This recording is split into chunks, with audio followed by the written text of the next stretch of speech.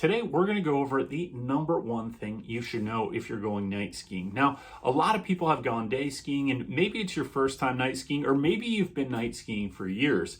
However, one of the things that people often don't account for when you're night skiing is that the slopes, while they are lit up with a little bit of light from the lights overhead and or ambient light from around the ski resort, it's not the same as daytime lighting. You're going to get shadows casted from those lights, and it's going to look a little bit different. And another danger when you are night skiing is that the snow has typically started to form back up, and it's going to be a little stiffer and can start to ice back up or not be as fluffy and powdery as it was earlier in the day because it's had sun on it all day. It's melting, it's nice and soft, it's easy to ski through, and then you start to get that cold that's coming in at night, as well as you no longer have the solar effect, and now you are getting snow that's going to be a little bit tougher. You may start to get some moguls in there, and you may start to get some bumps that you may not even see. So what is the number one thing that you should know about night skiing to make it more fun, enjoyable, and safer?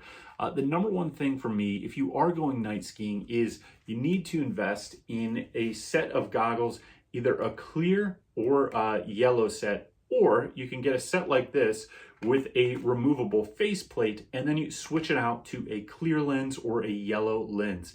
And that's going to allow you to see some of those moguls that you might not otherwise see, and it's going to allow you to better visualize some of the shadows and thing that you're going to see on the ski slopes that you may not see if you got something dark like this. A dark lens like this at night while you're trying to ski can really be pretty dangerous because it's blocking out the little amount of light that you have that's available and making it even harder to see than not going with goggles. However, when it's nighttime, you really got to have goggles because of the temperatures in most places are going to drop even more, and it's going to be uncomfortable when you're trying to ski without any goggles. So I think the most important thing to me is get a set of goggles, either with a clear lens or a yellow lens or another lens that's going to let a lot of light in. And then you can, if you've got a removable set, you can just swap it out. And that's my preference because then I only have to carry one pair of goggles, and then I can carry two lenses, and the lenses take up a very small amount of space.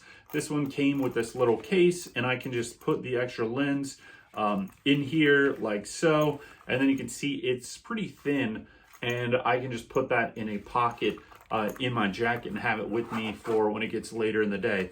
And I use the yellow lens and clear lens not only for night skiing, but usually once the sun starts to drop, and depending which way the mountain you're facing is on, I will get that yellow lens or clear lens out probably once it starts to get to be about 2 or 3 p.m. and there's a lot of shadows that start to get casted on a mountain. Now, if you're on a south-facing slope, completely different story because you're going to have plenty of sun still, but there are very few resorts that have a true completely south-facing slope because the sun would start to melt that pretty quickly. So those are my thoughts on the number one thing that you should know about night skiing before you go is invest in a set of clear goggles or yellow goggles, or a set of goggles that allow you to change the lens to clear or yellow goggles. So hope you enjoy this, and we're going to bring you a whole bunch of ski content this year, and we're here to make sure that you have a fun and safe day on the slopes and get to enjoy everything that skiing has to offer. So